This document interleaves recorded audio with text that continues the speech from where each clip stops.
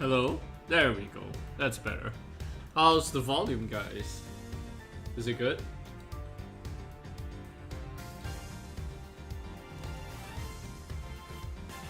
Hello, hello. Is it good? Is the volume good? Hello, everybody. Long time no see. I'm playing some Ace Attorney investigations today, so we'll just enjoy it. We'll just enjoy the Jesus Christ, that's so orange. Holy shit. Oh my god. My face is like bloodshot. I promise it's not how I normally look. Jesus Christ, it's so bright. Oh well. Okay, so we're playing some Ace Attorney investigations. I've done the first 3 cases, so now I'm gonna do the 4th case. So, let's go.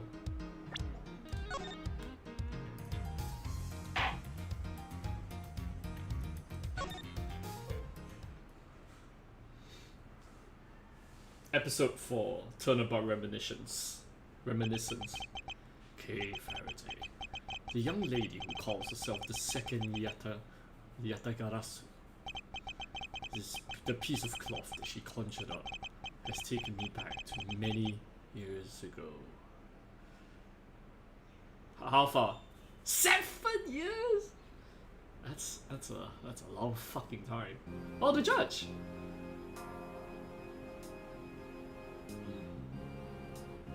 Whoa, who's that? Yeah, that's right. I did it. Killed the guy. Oops, sorry. Moving the street by accident. But it was the great TV Yatagarasu that told me to. I asked the defendant, what exactly are you trying to say? Don't you get it? I know the true identity of the Yatagarasu. The Yatagarasu is the man standing over there at the prosecutor's bench. You say that I'm the Yatagarasu. Don't you dare deny it. You told me to kill him when you snuck into the embassy. Are you claiming that Mr. Faraday is the Yatagarasu? Mr. Rell, I think we've heard just about enough on it. Your Honor, please listen to me. I'm telling the truth. You gotta believe me!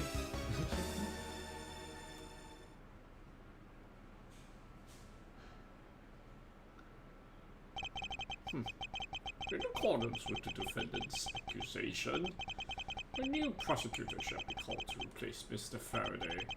This court will be in recess until the new prosecutor is ready. You're gonna see my face change a lot of colors because of the because of the stream. Fucking Miles. It's almost time for me to enter the courtroom. And so it is that my first assignment as a prosecutor will be as a replacement for a prosecutor who has been accused by the defendant. Edgeworth. Oh, Manfred. Sir. Objection. That was his voice, right? Have you read all the documents regarding this trial? Yes, sir.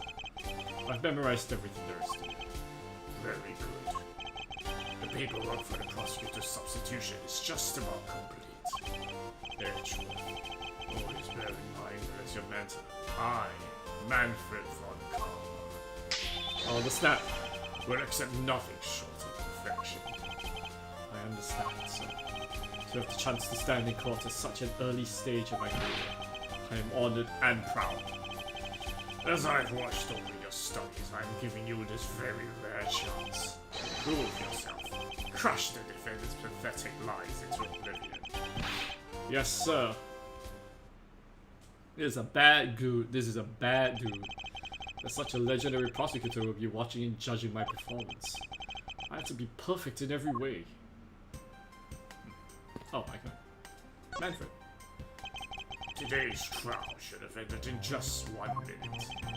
Because the defendant was picked by the security camera, correct? Exactly. The killer had the gall to say that he was killed because he was instructed to do so. Even more outrageous is claim that the prosecutor, Byrne Faraday, gave the order. Faraday is such a fool. He's been cornered by his very own brain. So, are you an acquaintance of Mr. Byrne Faraday? He is a pathetic man who speaks nothing but nonsense. Nonsense? He once tried to explain to me a way of punishing those who cannot be brought to court. Those who cannot be brought to court. That is not. There are always a few exceptions. However, there is no reason to even deal with such individuals. A prosecutor is the guardian of the court, one with no obligation to outside matters. Thus, there is no reason to deal with such individuals. I see. Edgeworth, disgracing yourself as Faraday has will not be forgiven. Have no fear, I will not let you down, sir. In place of the accused, prosecutor Byrne Faraday, I'll prove the defense. Very good. I've secured an hour of reasons for you to prepare to do just that. Show them all. The power of Von Karma. Sir, have you achieved a firm understanding of the case? Yes, sir. I've memorized everything that's written down in the case files. Well then, explain the case to me. I want to see if you really know what you're talking about. Understood. The murder was committed on September 8th in front of the Cordofian embassy. The victim, Miss Dyed Man, was a staff member at the embassy. The defendant in this case, Mr. Mackerel, was held for questioning the night of the incident as it was deemed suspicious.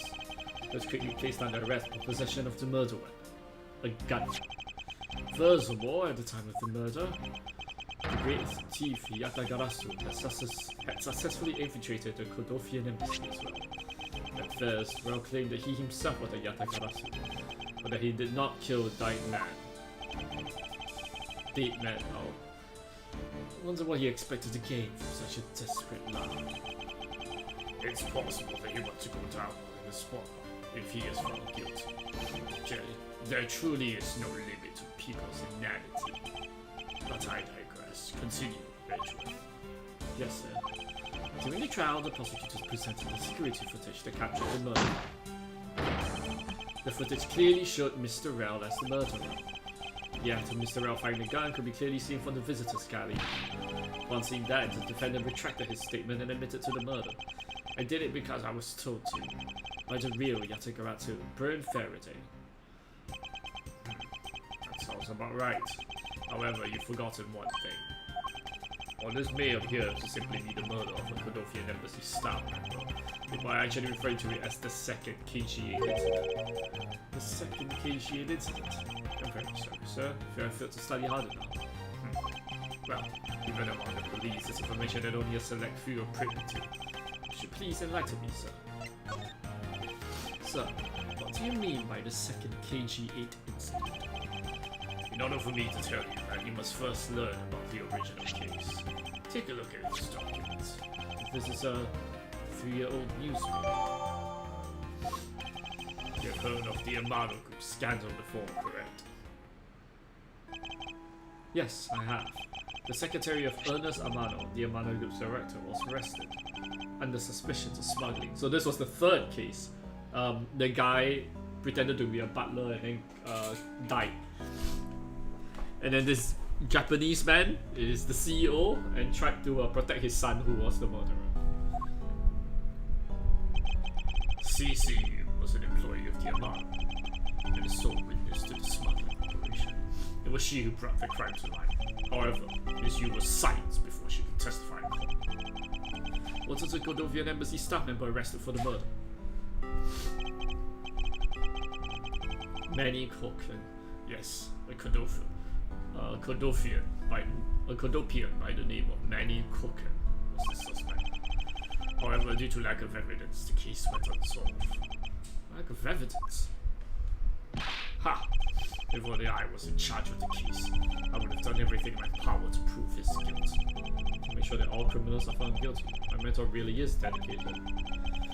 Faraday was the prosecutor on the case then, and he was as pathetic as ever. Mr. Faraday was in charge of the KGA incident as well. That's right. And now, once again, the victim of the case you're currently assigned to was someone who was scheduled to testify against that smuggling organization.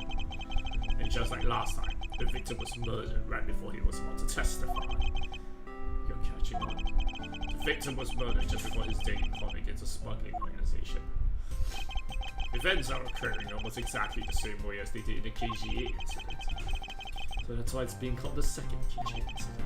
Yes. Yeah, there is one difference between the two incidents. And what would that be? The so-called noble thief that is sending everyone to an home. The great thief, Yatagarasu. Gotta find out more. If it is true that the Yatagarasu showed up in the Kudofian embassy, what could he or she have been after? No doubt to steal any suspicious accounting records and release them publicly. Or, more likely, some secrets of the Kudofian embassy itself. Since the item that the Yatagarasu stole from there was sent to the police. What was it that the Yatagarasu sent to the police? I need to make my... I wish I had a green screen. Tiny me. It's gonna be tiny me. How tiny can I be? This? This tiny. Okay. I'll remain this tiny. Oh, I don't know the details. Anything related to the Yatagarasu is getting the top secret treatment. Still, I find it very wrong. By returning the stolen items to the police, it was proof positive that the Yatagarasu had infiltrated the embassy on the same day the staff member was killed. Criminals have a way of incriminating themselves, wouldn't you say? That would have to be the first time the Yatagarasu has left evidence behind, correct? Yes, indeed. I wish to learn more about the Yatagarasu, but I suggest you ask Faraday. Mr. Faraday? He happens to be the prosecutor in charge of the Yatagarasu case as well. He's prosecutor in charge of both the KGA incident and the Yatagarasu case. Mr. Faraday really has a lot on his plate. Okay! What is it, little girl? You're scary, mister. Did you need something? I want to trade these coins with you. The swords, dimes, quarters, and pennies. I look like you exactly.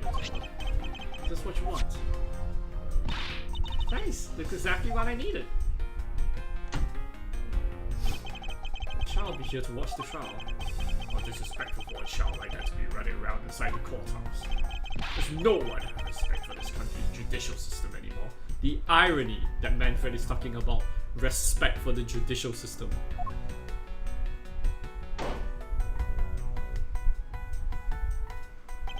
Paperwork for the prosecutor's submission is complete.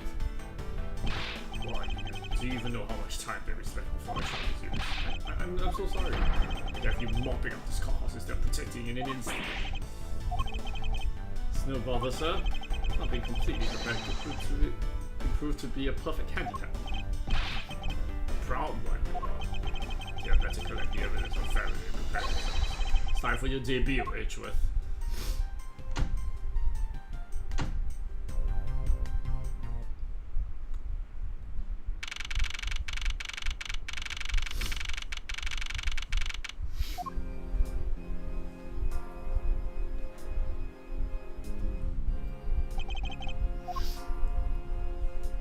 No one's here.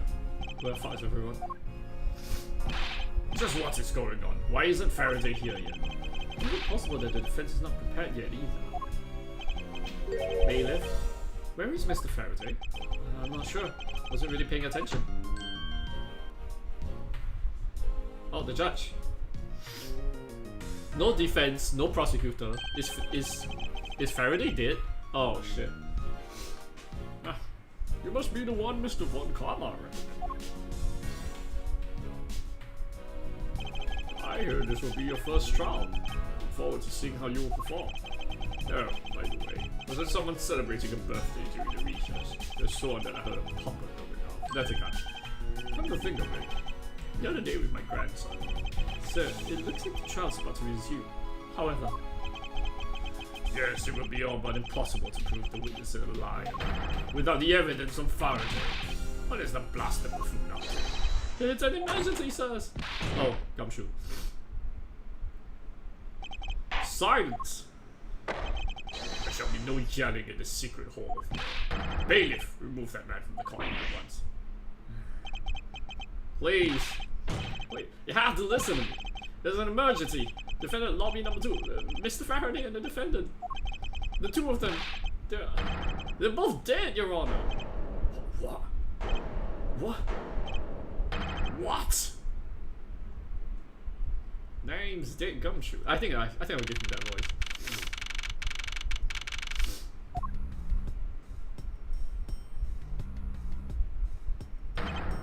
Stay back.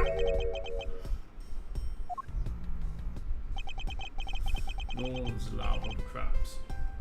Pew. Just who does this oddball think he is?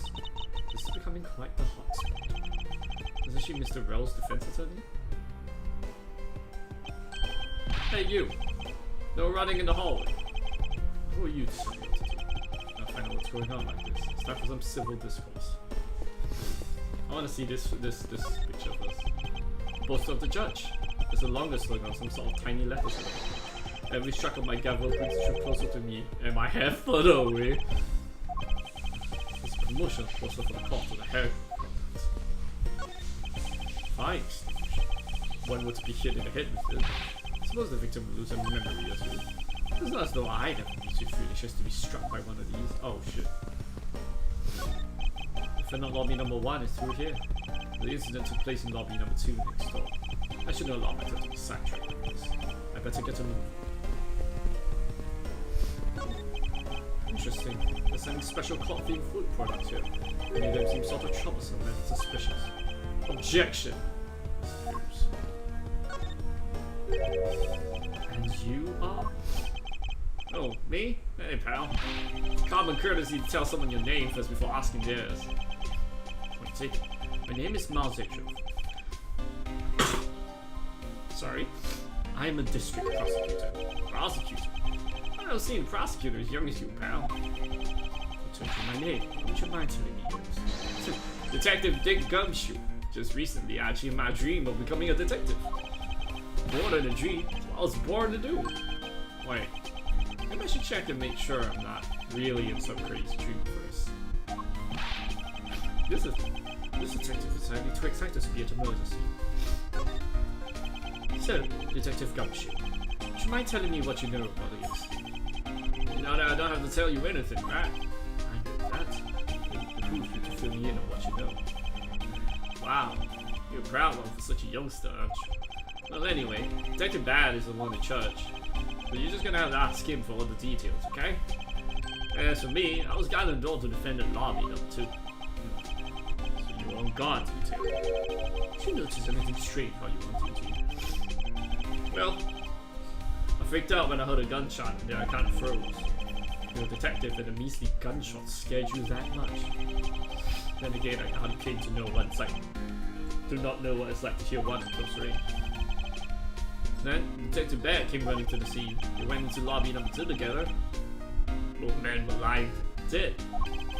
Is that everything? Yeah, that's it. He's in the hallway the whole time, but I didn't hear a single peep of the struggle. Interesting. Other than the gunshot, he didn't hear a single sound of commotion. Oh.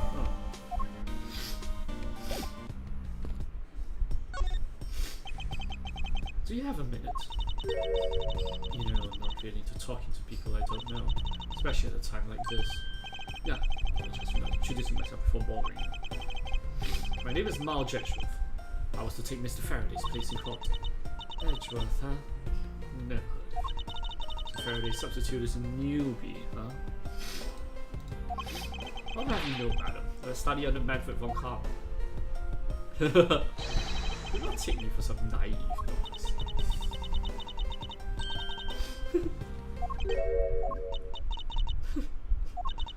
Do not take me for some naive novice.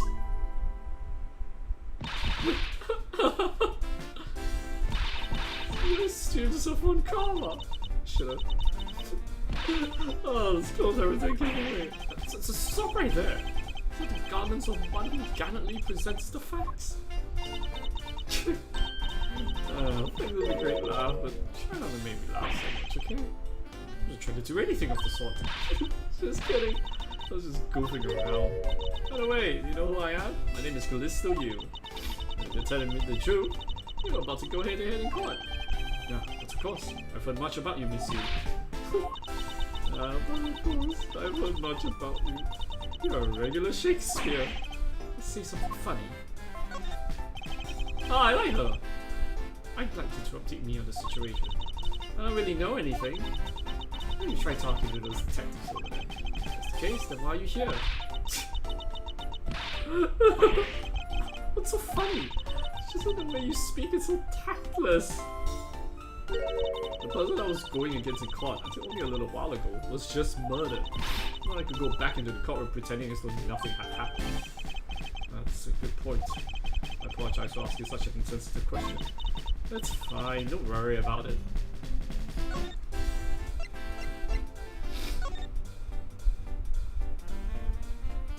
So this is the sister or daughter or mother of, probably sister of the victim.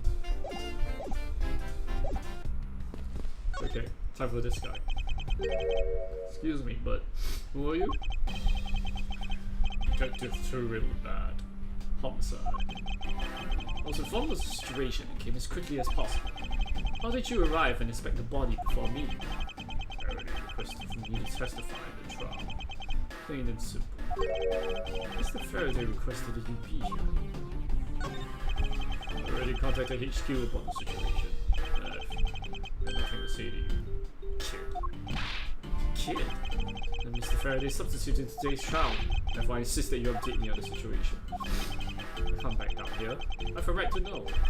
I need to teach you a thing or two about how to talk to adults, kid. Are you threatening me?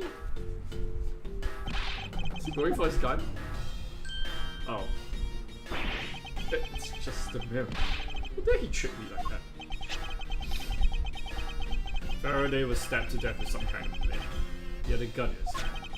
The other man, Mr. Mackerel, was shot and killed. He was found holding a bloody knife in his hand.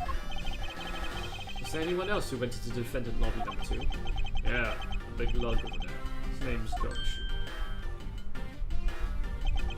He was in charge of guarding the place. He's claiming that no one else entered the room. If that's the case, then they must have killed each other, correct? Maybe. Such impudence. This guy's really testing my patience. I streamed to the wrong account. I might have streamed to the wrong account. No, I streamed to the right account. I think. I hope.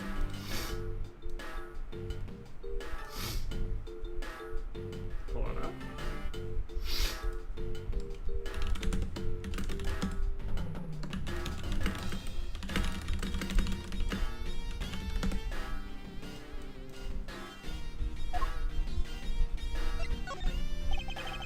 Why was I not informed that you were going to testify in court?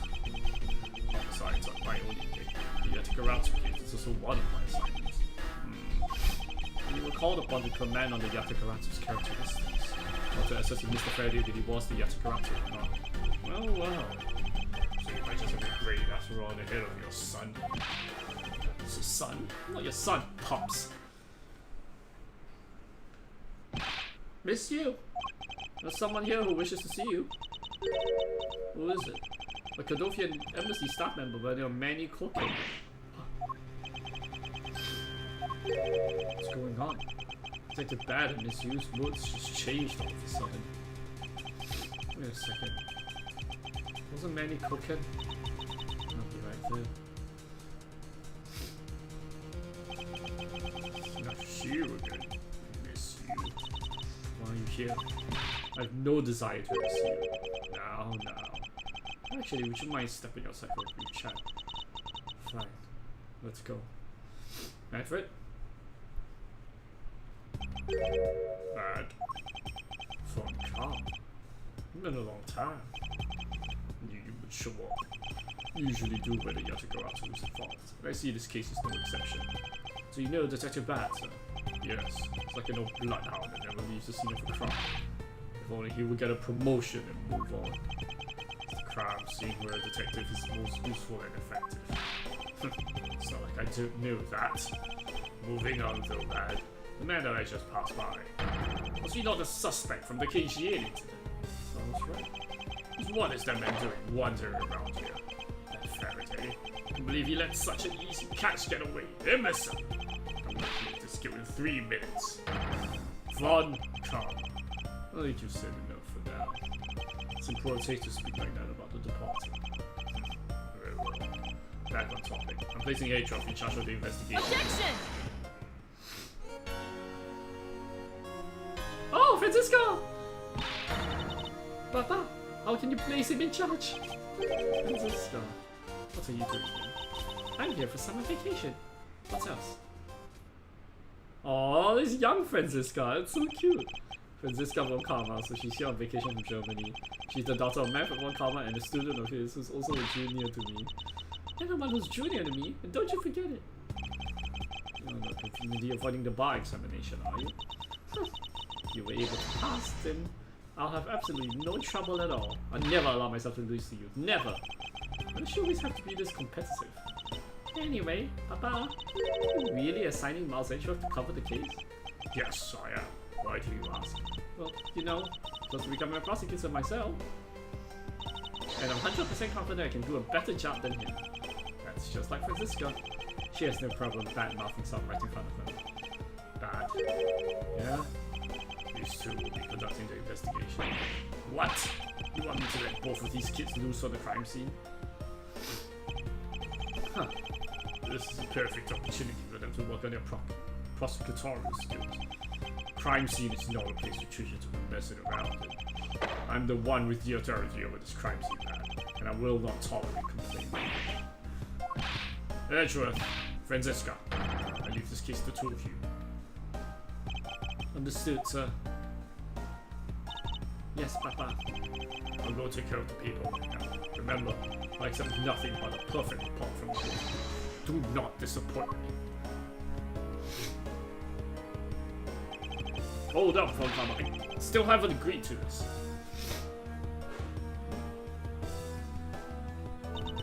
Miles Edgeworth. It's been quite some time, Francisca. This would be the perfect chance for us to see which of us is truly worthy of the Von Karma. Would kill you to at least say hello. Long time no see. Very good. Just because you became a prosecutor first doesn't mean you can act all proud. She hasn't changed a bit. Miles Edgeworth. As I was saying, we shall see which one of us is worthy of the Von Karma name. For crying out loud, I've been reduced to a babysitter. Looks like Mr. Von Karma was successful in convincing the detective. That's just like him, he never fails. Yeah, I appreciate if you could quickly run me through the facts, Detective Brad. Better off checking things out on your own. Very well. Seems like getting help from Detective Bad would be a most arduous task. On top of each other? Damn. That's brutal.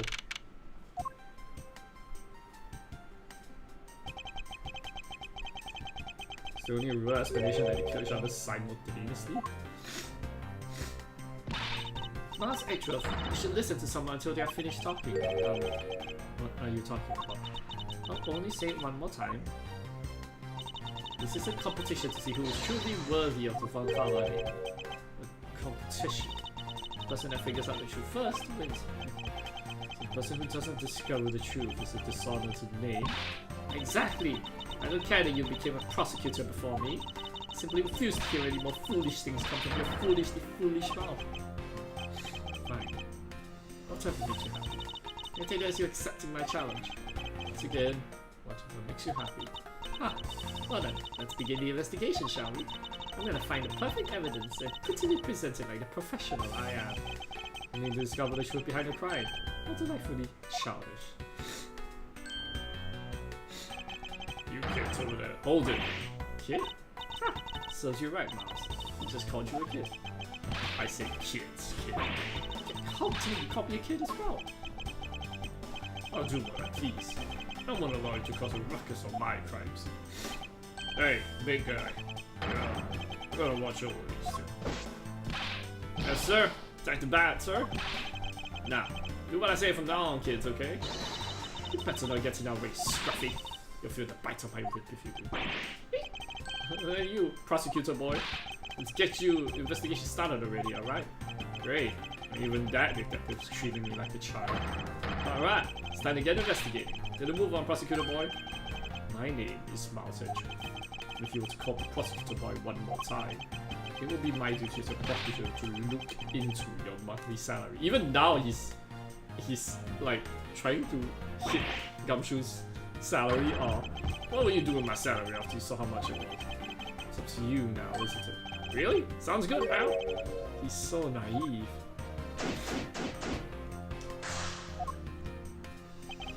With that, may I have a word with you? What is it? It appears that both the knife and the gun are used as murder weapons. Yeah, it does. Leads us to our first question of the investigation. Where did the men acquire the weapons? The gun was inside of Faraday's bag. It was a piece of evidence that was presented in the trial earlier today. It was used to kill the Kodothian embassy staff member. But I never heard anything about the knife. Mr. Rao was being held by the police. There's no way he could have brought it in. Which means it's possible that Faraday had the knife on him with the start as well. There had been a piece of evidence that had been presented. But then, why doesn't Detective Bennett know about it? Wait, what if it's possible that Mr. Faraday brought the knife in under the guise of prosecutorial evidence, but then brought it out and attacked Mr. Rell with it? Maybe you've got a brain in there after all. Is he gonna treat me like a child forever? It looks like Mr. Faraday attacked Mr. Rell first, but then counter-attack. That's the only logical conclusion you can draw from a scene like this. Not yet. It's much too early to be drawing conclusions. Let's first find conclusive evidence so as to protect the honor of the Von Karma name. The window is open and there's a fresh flowery scent in the air. Flowers in the garden down there is so gross and ghastly. Do you think maybe you could try offering something useful for a change? Well, there's no way someone escaped through this window, pal. We'll wake up and smell the flowers after a fall from the 3rd floor. Willfully ignoring the fact that there are also iron bars on the windows. Yeah, this is that too. Either way, no one can get through these windows, right? That's a very thing when they were designing this house. Very nice. That's a nice TV. Whoa! What is it, Teddy Dumpy? Maybe at home is so tiny compared to this one, pal. You should purchase a more normal size television like this one. Oh, let me see here. Wow, this thing's huge.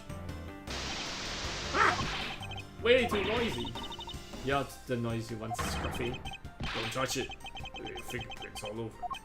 But I didn't touch it. Preservation of the crime scene is the foundation of detective work. Foundation. So someone here needs to show up on. TV has been left on. Why are you looking at me like that? Wasn't me, I didn't touch anything. Gumshoe. You don't know what will happen to you if you touch something. Right. I won't touch anything. Don't even go anywhere near the TV, sir. Get back to your investigation now, right? It's going to do so anyway. Is the bag? Some stuff in the bag. Well, this was Mr. Faraday's bag. It's probably the trial evidence I'm supposed to collect from him. This is the evidence? Don't touch it. Oh, leave prints on it. You just don't pay attention to anything. There are some plastic bags stacked up on the table. There's a tea set too, but there doesn't seem to be any sign of a disturbance. Yeah, table's all neat and tidy. Maybe. It was super quiet in the scuffle. After all, I didn't hear anything from out in the hallway, you know. Maybe the plastic bags scattered on the floor throwing us off. Why are there plastic bags scattered all around? All bags are for keeping evidence safe, pal. I know that. Sure, good at this stuff, ain't you, pal? Normally, I'd be happy when someone compliments me, but when is this guy? Anyway, could these plastic bags be evidence of a fight between the two men? Francisco? I see. You should figure something out. This is a competition, Miles. Such, I'd appreciate it if you didn't talk to me. As you wish.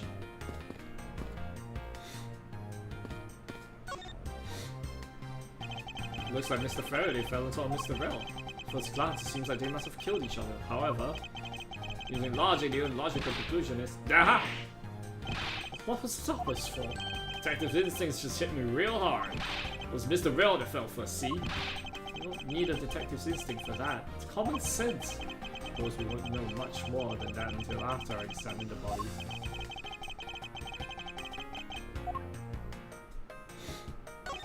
Looks like Mr. Rell died with a knife in his head. There's some blood stuck on it. Must have used this as a weapon. Yup, no doubt about it. Mr. Faraday carrying this as sonage. Did he bring this as a piece of evidence for the trial? Or did he bring it with a very different intention in mind? I should jot down some notes about it. Oh, there's Black's. His hand is not light down here, see? I wonder what it could be. Look closely. This blushing pattern resembles an ink stain. An ink stain? Yes. I should get ink on my own hand when I use my feather pen. Feather pen?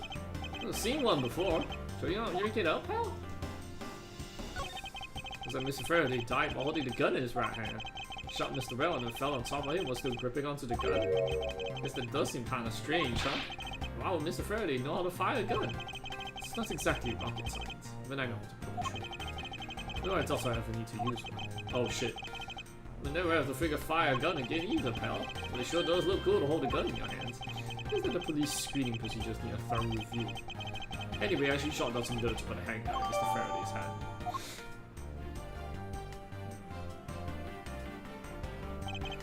Mr. Rell's caused the purpose from being shot, correct?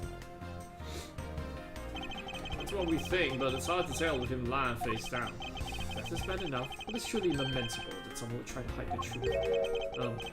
Are you sure they were trying to hide something? Looking for Mr. Rell's cross death with his body position like that. Not bad. I like to examine the bodies in further detail if possible. What's this? You're not able to form a theory with them the way they are? I believe an examination of bodies is vital to finding the perfect evidence, don't you? I suppose you do have a point. Well, hurry up and get on with it. Abby. Yes, sir. Taken enough photos of the scene, sir. There you have it. Do you not approve? Of course, sir. What? Investigation of a crime is the work of a detective. Don't touch a thing. Hey, big fella. Tell me the bodies of you, will you?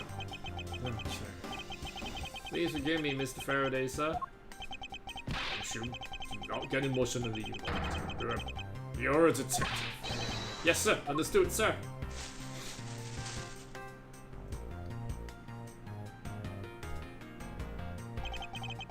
Well, rest. Okay. Pen. Something in his breast pocket. It's a fountain pen. You know, I always keep a pencil behind my ear. Because Detective Bad's always telling me, you should always write your name on everything you own. Yes. So what you do strike me as quite a forgetful individual. Mr. Faraday, how ironic it is for him to lose his life in a cop's house. Yeah, why have to be like this? I don't know what to say. I believe this happened while I was on watch, pal. Why are you beating yourself up? She's spending your time continuing the investigation. Did you become a detective in order to solve crimes? Yeah. Then get back to it. Find out the cause of his murder. Alright, I'm on it, pal. Okay. Mr. Faraday's holding a gun in his right hand. That's the one Mr. Rell got blown away about, right? Labby, your answer? Yes, sir. We found that the ballistic markings do match the gun. How do you do that here? That's impossible. You need a forensics microscope for that. Oh, ballistic markings are figurative fingerprints a gun leaves on the bullet when fired. Every gun leaves its own unique ballistic markings. Therefore, by looking at the markings on the bullet, you can tell which gun it came from. Yeah, that's it. Of course, I already knew all that, pal. Maybe you'd be better off going back to the camp. Come on, sir. Cut me some slack, will you? The bullet that was fired from the gun is what felled Mr. Rell. There's a knife wound in his chest, you see. I wonder if the wound matches the knife Mr. Rell is holding. Labby. Yes, sir. Verifying now, sir. Make it quick. From the look of things, one could deduce that the knife Mr. Rell's holding is what killed Mr. Faraday. It looks like Mr. Faraday was stabbed with this knife that Mr. Rell is holding. Ouch! What's wrong, detective? Stop messing the hurt from just thinking about being stabbed. Just keep your mind on the case, alright? Bullet wound? Shot in the chest. Use some guts to fire a gun in the courthouse. I mean, I've been a detective for about a whole week. I still haven't fired a single round yet. There aren't any burn marks on his clothes. That must be... Wait, burn marks?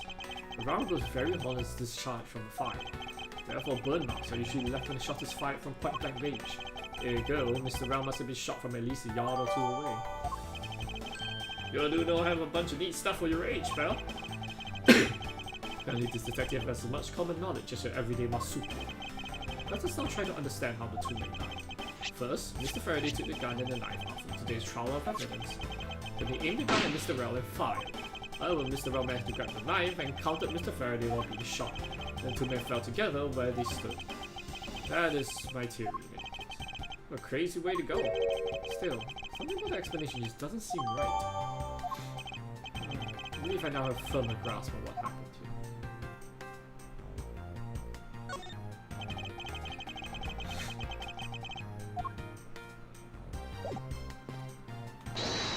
here. Okay, let's deduce some stuff. Fountain pen and an ink stain.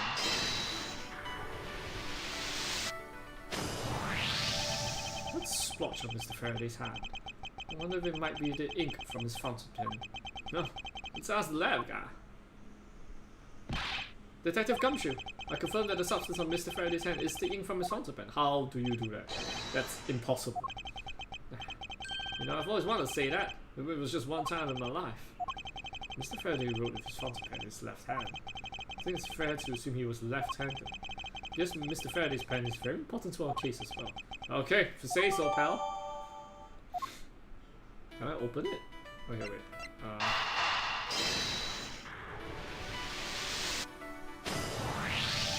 There is a very tiny pile of plastic bags on the table. And yet, a portion of them round up scattered on the floor as well. It's unlikely that the ones on the floor were knocked over during the struggle, in which case might there not be another explanation as to how they got there. Not a reason. I believe it's possible that the blood on the outside of the bag is related somehow. Please get that blood away from me, pal. Detective Gumshoe, whose blood is on this bag? Hold on, let me ask that guy. Alright, please hurry. Wait till you get a load of this, pal. It's Mr. Faraday's.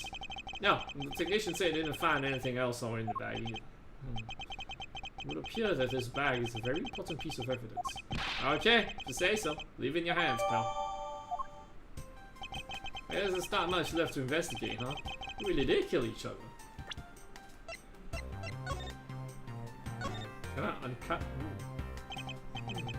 Since Mr. Faraday was in the habit of using very nice fountain pens. But since it's all buzzing to me, I don't get these things at all. I think the pencil behind the ears is just fine. Really? You think so, pal? Yeah, I knew it was worth something.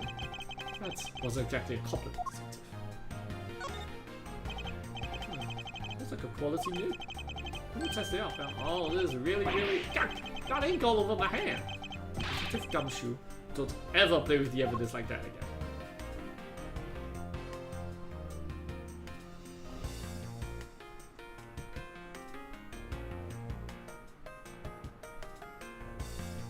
Nothing more?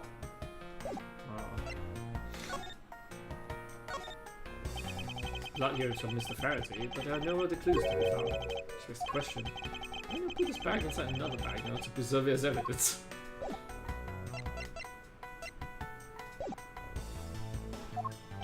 No, we can't conclude that quite yet. It's still something I find very peculiar here. The theory that they simply killed one another is too simplistic in this case. In fact, there's actually a contradiction that shows there is another possibility. There is. Oh wait, pal, really? I suppose I'll just have to show you the contradiction in these crimes and the rest.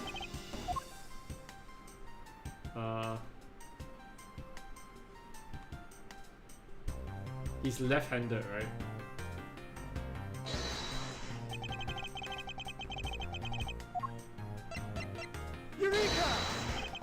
Now we come face to face with the contradiction I spoke of, and it is this. Mr. Faraday used his left hand to write his fountain pen. There you go, he is left-handed. And yet the handgun's in his right hand. It's funny odd that the left-handed Mr. Faraday will hold the gun in his right hand. That, ladies and gentlemen, is the great contradiction haunting this crime scene. Hey, you're right, pal. This seems kind of strange, but how does something like that happen? I turned up to one conclusion in one way. Someone else put the gun in Mr. Faraday's hand after he died. Someone else? Plastic bag scattered on the floor and a gun in the wrong hand.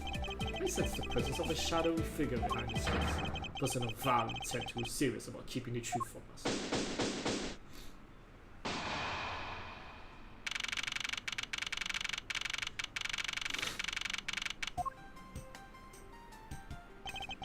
Here's the autopsy report. It is probable that Mr. Rell survived for a short time after he was shot. However, Mr. Faraday died instantaneously from his stabbing. Interesting.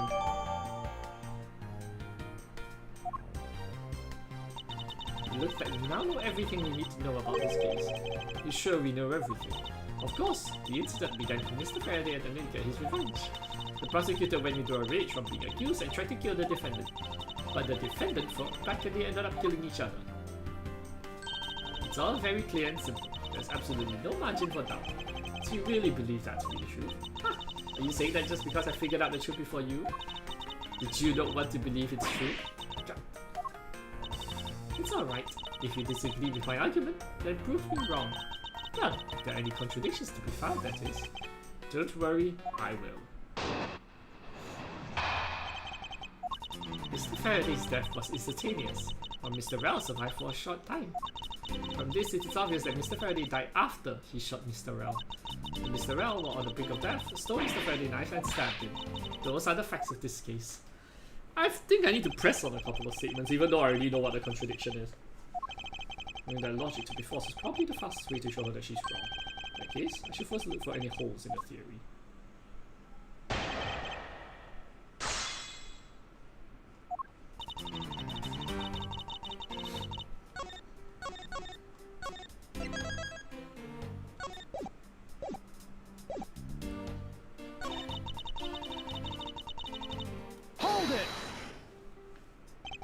Mr. Faraday shot Mr. Rell before he died. Do you have any basis for the statement? Your foolishness has no end, does it? Now I hate to repeat myself, however, Mr. Faraday died instantaneously. That's all the basis I need. Alright, so if Mr. Faraday died instantaneously, but have attacked Mr. Rell before being stabbed. You're finally beginning to catch on, I see. Stole Mr. Faraday's knife and stabbed him.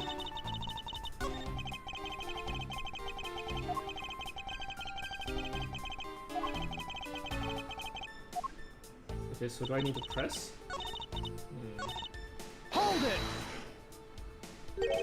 So you believe that the time Mr. Rell stole the knife from Mr. Faraday. Mr. Rell became desperate as he did not want to die. Human beings can do amazing things when they are put to the test. So, the two men struggled, and in the end, Mr. Rell was able to grab the knife and stab Mr. Faraday. The messy condition of this room is a testament to the struggle. Yes, my logic is perfectly sound. Can you really say that it's perfect? What are you insinuating? Nothing. However, I can't let what you just say slide by without further inquiry. I must be clear and precise, so if you could append that statement to your testimony. Fine.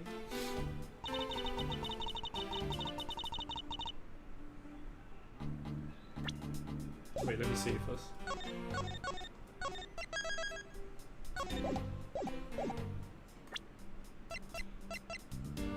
Objection!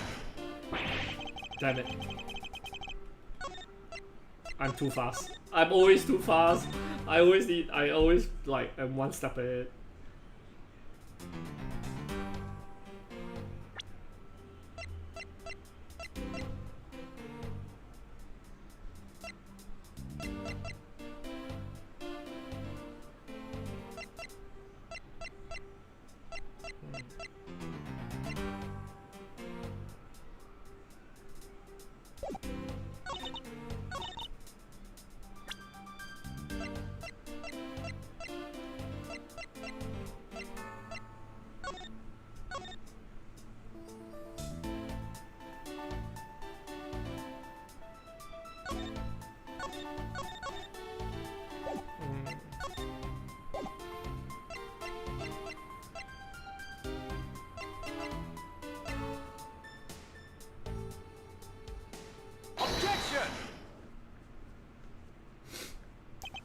If the two men were fighting, their struggle would have surely caused quite a bit of noise.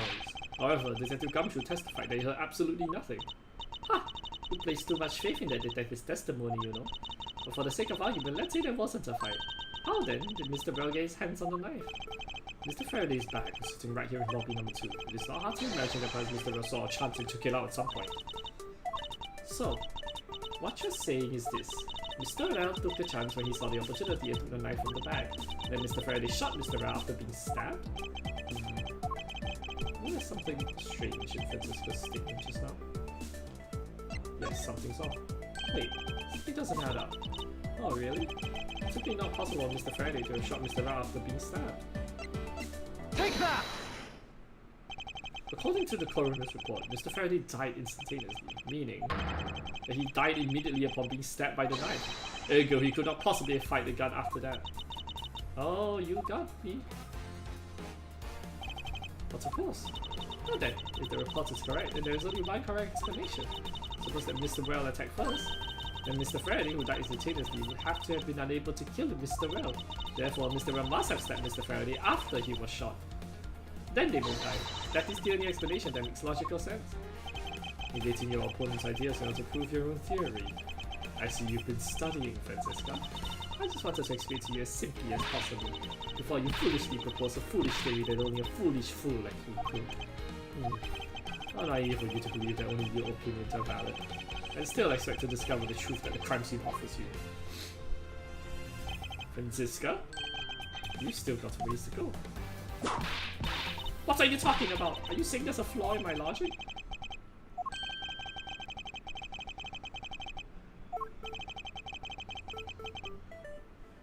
The order the bodies fell. Let me get this straight. What you are arguing is this. Mr. Faraday took the gun from his evidence bag and shot Mr. Rell. Then, the wounded Mr. Rell found an opportunity to take the knife and strike back. Upon being stabbed, Mr. Faraday died on the spot, and Mr. Rell died thereafter. Okay, now you explain this. Take a good look at the order in which their bodies are piled. No. Mr. Faraday's body is like on top of Mr. Rell's. Therefore, Mr. Rell must have died before Mr. Faraday. Impossible! Yes, I agree that it seems strange no matter what angle you're approaching from. Which means that the real mystery behind this crime scene that we must solve is... No, not so fast, Miles Edgeworth. Now, simply think that you ought to think of it before outside the box. But it's even clearer now that the incidents that were Mr. Faraday's murderous intent. Sure, bounce back quickly. An explanation will be enough this time. It's going to take some very decisive evidence to prove her wrong. It was just chance that Mr. Faraday's body fell on top of Mr. Rell's. The two bodies fell into a pile, which indicates that they attacked each other at the same time. It really doesn't matter in the slightest that they fell in the opposite order. Isn't it? Push.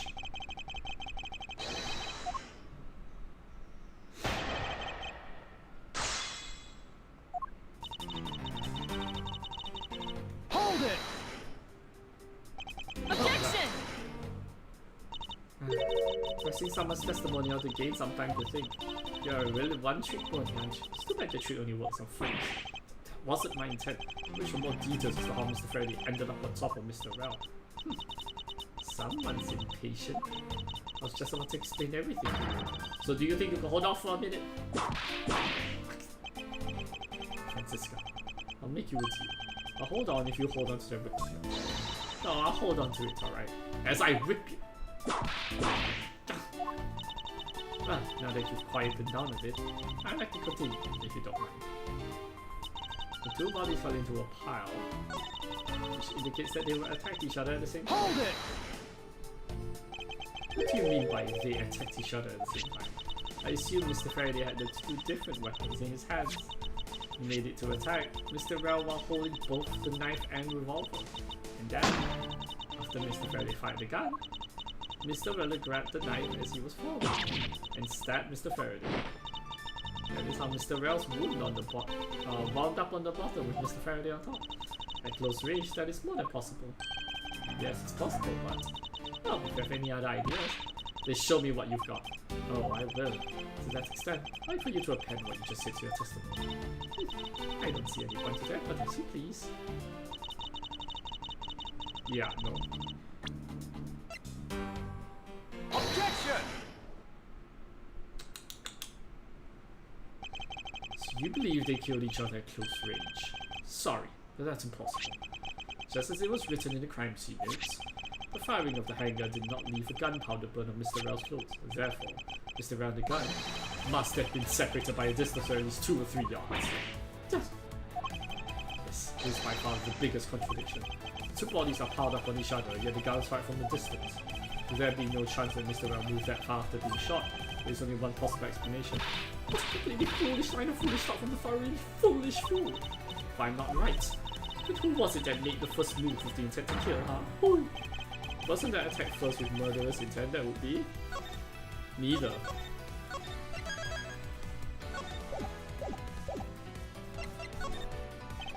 Here in this room, contradictions appear no matter which man we claim attacked first. Thus, there can only be one explanation. There was a third person. It was that third person who killed both Mr. Faraday and Mr. Rao and set their bodies up to make it look like a double murder. The third person is the real culprit. That's excellent. There's one thing you're missing. Evidence, correct?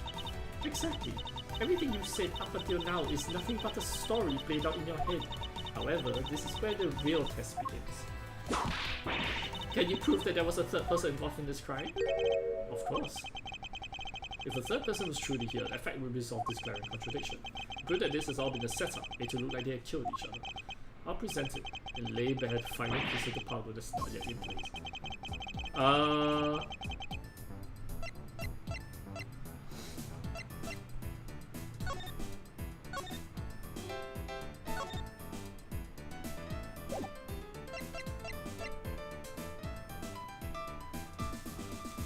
This one, right? Take that!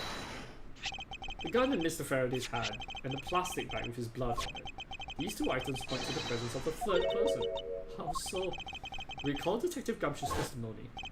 I was in the hallway the whole time, but I didn't hear a single peep of a struggle. If there wasn't a struggle in this room, then there shouldn't be any plastic bags on the ground. Me and someone else must have deliberately scattered them around. Do you not see the possibility in this? Disregarding the gun for the moment, there's a high probability of blood splatter when a knife is used on the person. If the culprit held the knife with a plastic bag around it, they could use the bag to catch any blood splatter from when they withdrew the knife. Then by spreading a few more plastic bags around, mixing the bloody one in with them, and arranging the room to make it look like there was a struggle between the 2, they were able to conceal their presence. Ah!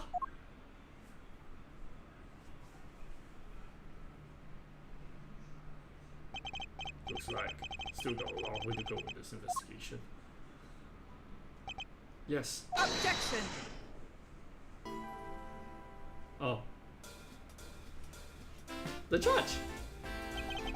What the heck's up with you, pal? Mr. Bat, I advise you to place Detective Gumshoe under arrest. What?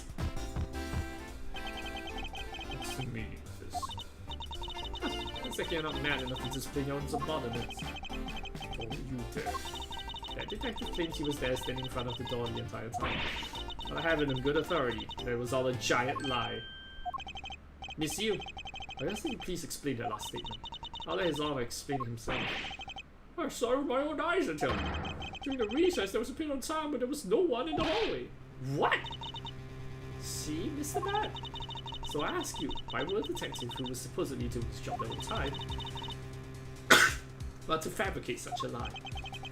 Gotcha. Did you kill Faraday? No! Of course not, sir! It appears that the one who set this whole crime scene up is that detective, which basically renders his testimony a complete lie and wholly invalid. It looks like your perfect logic has just come tumbling down now. I was in the hallway the whole time, but I didn't hear a single peep of the struggle. Is that statement really a lie? Detective Gumshoe, the known suspect in the murder of 2 men. I'll spit up a trooper, so help me. I haven't lied to anyone, sir. Honest. I really was there. I was in the hallway the whole time. Detective Bat, I ask that you please do not act without my permission. After all, I am the one that's heading up this investigation, am I not? Don't talk like you know what's going on, boy. All I want is for this investigation to run perfectly. Perfection is the only wish of a disciple of Van Karma, after all. Therefore, before you take Detective Gumshoe into custody, I'd like to set the record straight on something. What's that? What should I have to take Gumshoe about? Detective Gumshoe. I take it that no one else was in the hallway at any time, correct? Huh? Of course not, pal! You're being awfully defensive. But you'd be hiding something. Watch your mouth, pal! You can't go around saying stuff like that about me without any evidence. I suppose you're right. I know everything's at this point. Mans Etroth, how can you be losing a battle away with this detective? You're a disgrace! Maybe I should ask you something.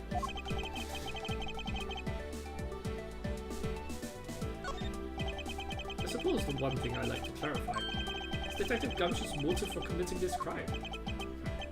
Motive? Gumshoe?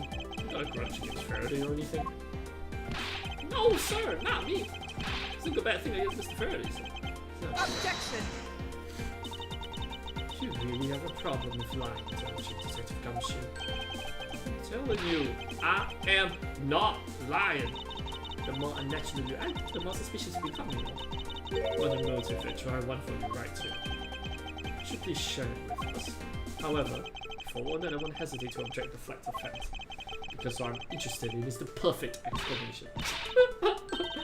You're serious, aren't you? Fine, you amuse me, so I'll humor you with a little courtroom practice. It was about a week ago. Saw the detective get chewed out by a livid Faraday in front of the precinct. Stood there super pale, Mr. Faraday yelled, "That's a salary cut for you, you nitwit." Brand new Detective Sonny getting his salary cut? That's reason enough for a grudge. Well, how's that for the perfect explanation? You totally misunderstand me, pal. No matter how mad I get, I can never hold a grudge. Quiet. You can't trust anything you say. Sir, there's nothing wrong with the motive she proposed per se. Some gaps in her logic that need to be filled in. Misused perfect explanation may not be so perfect after all.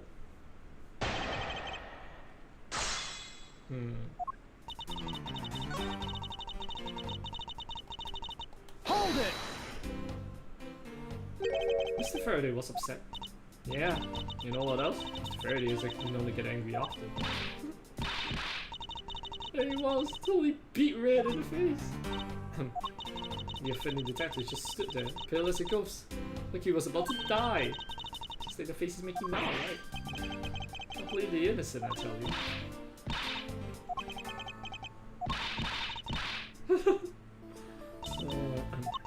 It's quite to see the detective. Hold it! You just stood there watching this unfold in front of you? Yeah, so it was really enjoyable too. That's why when I saw Detective Gumshoe earlier, I knew to still care of him. No way. That was because I had something stuck on my face. Huh? Oh, I got stuck on my face. It's not like your eyes, nose, mouth. Oh. And those ridiculous eyebrows. Oh man, messing with your head is just too much fun. Miss you, if you don't mind, I'd like to return to your testimony now. Oh, why not? Hold it! You got the new detective salary right off the bat like that. I'm not really familiar with the way you guys relate, but is that a common practice? I think I'm pulling my salary, didn't you threaten to do that to me earlier too? I suppose I did. It's only natural to cut the worthless detective's salary down to their actual worth. My father can even fire anyone new or old with a snap of his fingers. Maybe there's reason enough for detectives to hate you people? Well, I guess. They really shouldn't cut people's pay. Don't tell me Mr. Von Karma cut your salary earlier. Oh no. Hold it! You call your explanation perfect? It's not to your liking? Fortunately for you, it's just not up to my standards. No? There's something you want me to clarify in that case.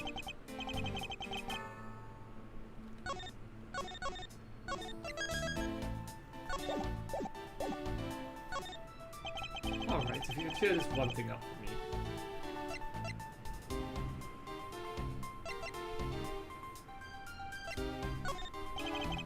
I wanted to ask Master Detective Taro, what was your relations with Mr. Faraday? Mr. Faraday was in charge of training rookie detectives to testify at trial. Met him on the very first day I entered the Criminal Affairs Department, hell. No idea Mr. Faraday was so involved. He may look like an easygoing guy, but he's actually a bit of a nut for strict discipline and manners. Eyes like gumshoe. Tended to run it the wrong way. Yeah, now you know how Detective and Mr. Faraday were related. Happy now? No, wait. I said you only have one thing to ask, right?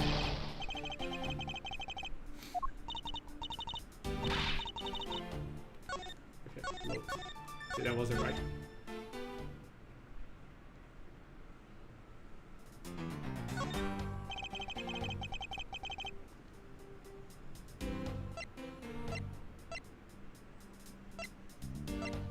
I don't know which one's better.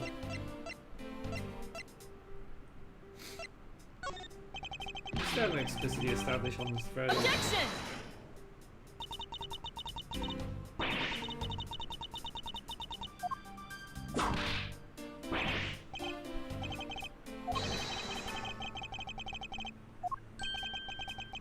I'm gonna find it out very soon from Gumshoe at his interrogation boy. Okay, wrong one.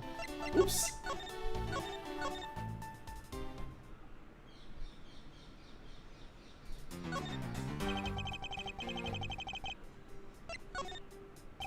I understand Detective Gumshoe's potential motive for killing Mr. Faraday. However, what about his motive for killing Mr. Riel? His motive for killing Riel? Like I would know. There was no clear motive for both of the murders. I thought this incident would have occurred. Wouldn't you agree? Is there anyone else who might have had a grudge against either of the two men? Should we look into that ourselves? Oh, in that case, I have absolutely no idea. What? But that's impossible. She must know something. Wait. Please not glare at me like that. Makes me laugh. Well, anyway, the way I see it, as long as he had a motive to kill one of the two, his crime would have played out the way it did anyway. Oh?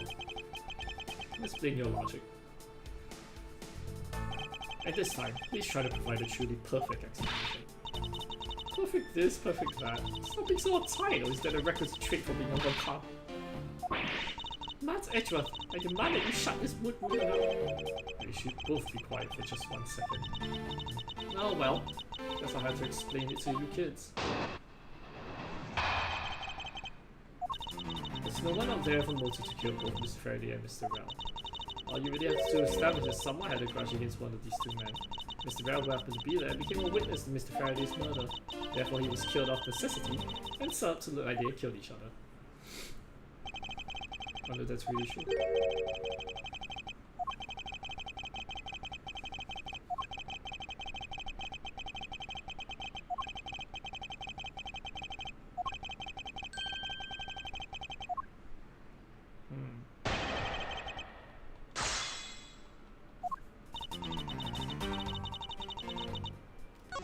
I think I know who it is.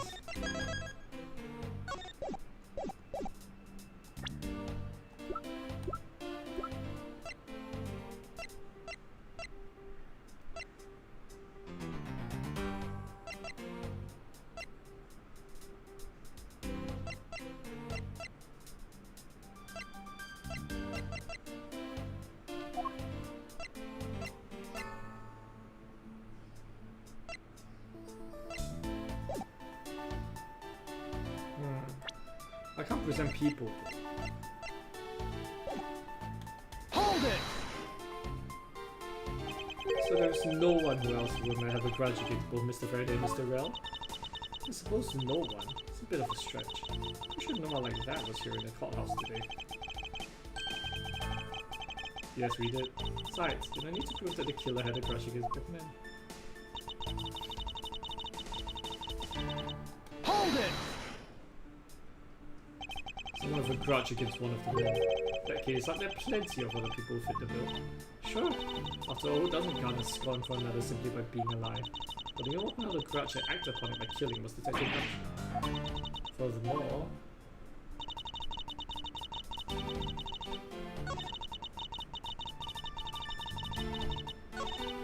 Hold it! So you're saying that he was basically silenced? I'm glad you managed to avoid the same fate, Your Honor. Why, if you had been the one to witness the blood-covered detective... What? Gumshoe, you will kill even me? What? I could never do something as terrible as that, Your Honor. No need for even a second of deliberation. I will handle my verdict. Objection! Your Honor, take a look around. We are not in the court right now. We greatly appreciate it if you would stay here with us in reality. Please forgive me. I know not what I do. You then, Miss Yu, I will forget to give your testimony. If you fail to do so, I will whip you into shape. That's nice. Sounds kind of like fun. Oh god, she's spicy.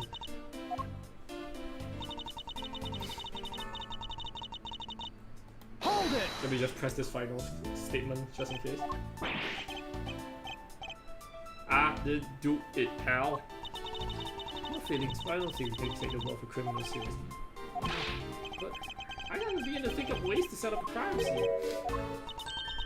I suppose you do lack the necessary tactical mind required to do such a thing. Why do you have to kick a man when he's down, pal? Put yourself down, detective. You're a big boy. I bet you thought it up all by yourself. Yeah, that's right. And I worked real hard at it.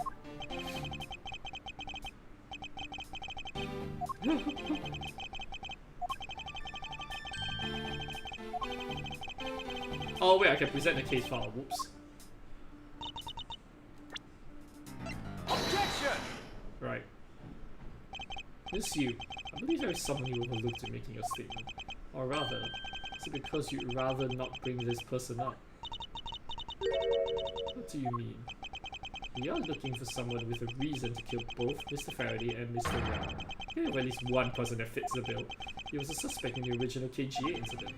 Member of the Kodothian Embassy staff, Mr. Manny Koken. That's right, the very man who came to visit you earlier after the war.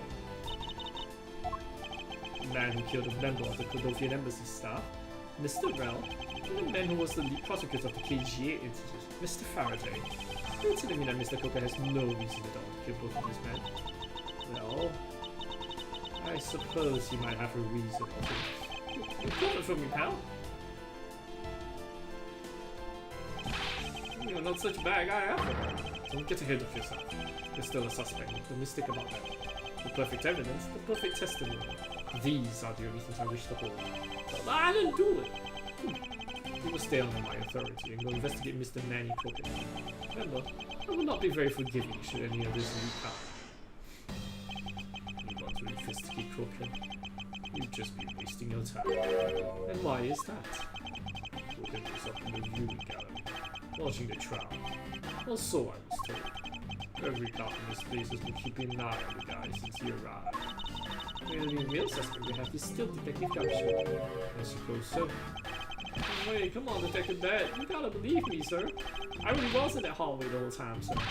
You never took a single step into this room, sir. Okay, then now you say there was someone else who passed through the hallway. No, there was no one else, sir. Why should I believe you didn't do it?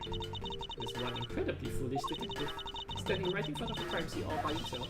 As good as confession of guilt. To admit it's a bit strange. Most criminals will fabricate such a lie to escape their crime. The detective really wanted to prove that he is innocent. I think he would at the very least offer up my space that warrant you to like. Come on, Gumshoe. Time for your interrogation. Go to bed.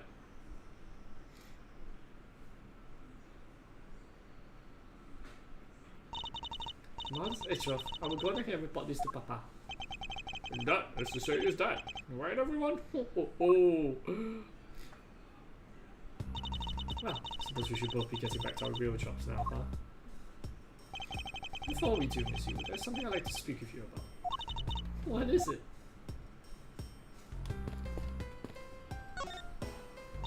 So, what did you want to ask me about? The current case of the murdered Kodothian Embassy staff member. The people have begun calling it the second KGA incident. Only among you law enforcement types. And what about it? Why for you to tell me everything you know about the original KGA incident? I'm afraid I can't help you.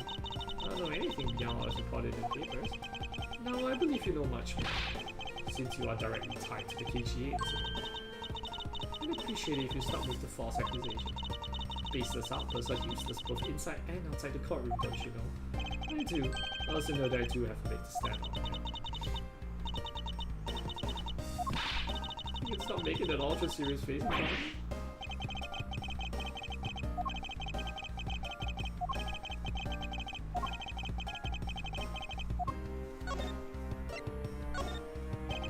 I believe that I have proof of your connection to the KGA.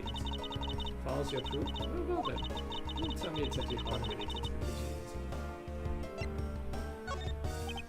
Your connection to the KGA incident is through the victim. The victim's name is CCU. Even not that she has the same last name as you. Can you really still tell me with a straight face that you're not related to this case? Sorry, we're not. What? Just kidding. You asked that question with such a serious look on your face that I couldn't help but... Miss you, I ask that you please tell me the truth. Alright, I'll tell you everything I know. As you guessed, the one who reported the smuggler to the Amana group was my sister, CCU. And she was killed right before she was to testify at the impending trial by Manny Crooked. Because he was tried once and was acquitted, he gets to live out the rest of his cushy life completely carefree. Because of a lack of evidence. No, I heard any evidence convict him did as is. Heard it from Mr. Faraday himself after Mr. Crooked's trial was over. Apparently a man in black made off with the most important piece of evidence. And the evidence had been tampered with. It's just like a criminal to do something like that. Smuggling really being run out of the Amana group by one of his secretaries. They bailed Mr. Crooked out. Turns out they were in league with each other all along. How big was the smuggling? Was it a large operation? I don't really know. Which is why I wanted to become the lead defense. On this case that people are calling the second KGA incident. But I haven't learned anything new at all. It's probably expecting too much, I know. I mean, you think this case has nothing to do with the smuggling, right? I don't know what to think. Why did Mr. Crooked want to meet with you? Actually, he came to watch the trial. And he only found out that I was the defense lawyer on this case after he'd arrived. He figured he should say hi, and one other thing. Looks like he couldn't resolve anything this time either. Too bad. What's that supposed to mean? Oh boy, stop with the scary face already. I'm fine, really. Getting a good slap across the face. She laughs away, it's kind of creepy. Well, it's just as Mr. Vance said. She's not related to the doctor. Asked around and people in the gallery claimed that he was in his seat the entire time. Talk about cruel fate. Well, that's about all I know. Sorry. Guess I wasn't much help, huh? It's not true. Sorry I made you recall such a painful time. Edgeworth, you really are too serious for you. You really need to learn to relax. We wouldn't want you to die of stress, would we? Thank you for the advice, but there's no need to worry. I'll work in my own way. Now I've catch this criminal my own way as well. We'll see. I'm making no such face.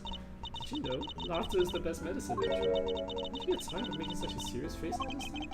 Charged with making sure that all criminals of this world are found guilty. I have no need for laughter. There you go, making that face again. Oh well. I'm gonna get going. Still have a few loose ends I need to tie up.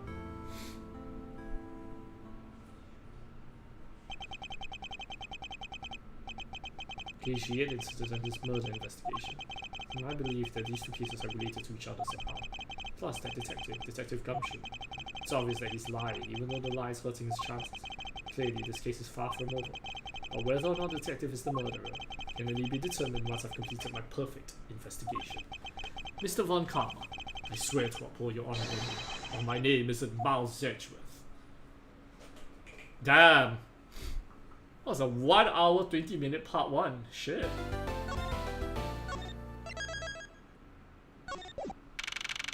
Okay, I think I'm gonna stop here because I'm getting a bit tired. My voice is a little rough. Thank you everyone for tuning in, and I will see you guys next time. Bye bye.